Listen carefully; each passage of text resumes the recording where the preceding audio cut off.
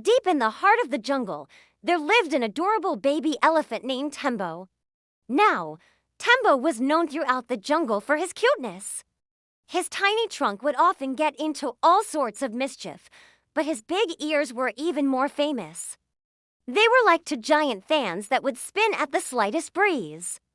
One sunny morning, Tembo was playing with his favorite ball near a watering hole.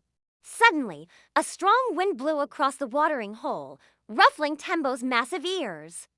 The ears started to spin faster and faster until they looked like two giant propellers. Tembo giggled uncontrollably, loving the sensation. But he had no idea the trouble that was about to ensue. As Tembo's ears flapped wildly, they began to pick up speed. Whoosh! Everything around the watering hole started to fly. First it was the little bugs and birds, then the larger animals. A troop of monkeys screamed and clung onto each other for dear life as they were whisked away. Even the crocodiles were swept off their feet, tumbling end over end in the air. But Tembo was too busy laughing to notice what was happening. That is until a huge rhino got caught in his ear. Oink, oink, cried the rhino, struggling to free himself from the sticky situation. Tembo finally realized what was going on and tried to stop his spinning ears, but it was too late. The damage was done. The rhino was sent flying through the air like a javelin, soaring high above the trees. Oink, oink, he cried out, his voice echoing through the jungle. Tembo felt terrible. He didn't mean to hurt the rhino. As he watched the rhino disappear into the thick canopy, he knew he had to do something. Tembo took off after the rhino, crashing through the underbrush, his heavy steps shaking the ground. Soon, he heard another loud crash and gasped as he came upon a clearing. There in the middle of the clearing was the rhino, who had landed with a tremendous thud, knocking down a tall tree in the process. The rhino was dazed, but slowly started to get to his feet. He looked at Tembo and said, "You almost killed me, little elephant. Are you trying to start a war?" Tembo shook his head frantically, his ears drooping with shame. He couldn't believe he'd hurt the rhino. Seeing Tembo's remorseful expression, the rhino softened a bit. All right. I know you didn't mean it. But now my back is all scratched up and I can't get up this hill." Tembo looked at the hill and realized that if the rhino stayed here, he'd be stuck forever. The rhino was right. If he didn't do something quickly, the animals would never forgive him. Tembo walked over to the fallen tree and pushed it with his tusks. But it was too heavy.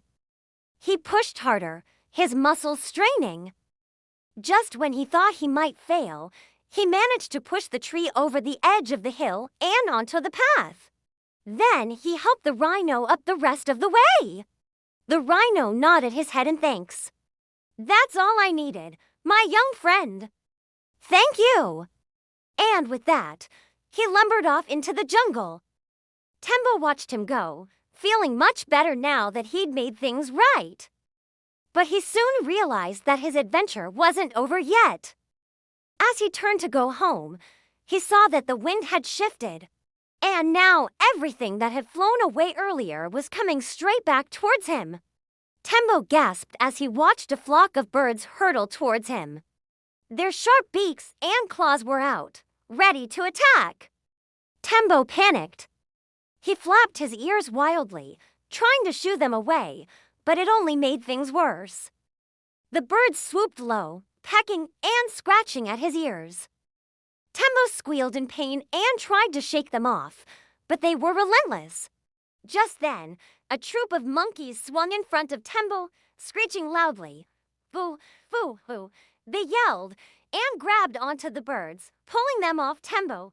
"Thank you," whispered Tembo, exhausted. He couldn't believe how lucky he was to have such good friends. The monkeys chattered excitedly among themselves before disappearing into the trees. Tembo, feeling much safer now, continued on his way home. But he soon realized that he wasn't out of the woods yet.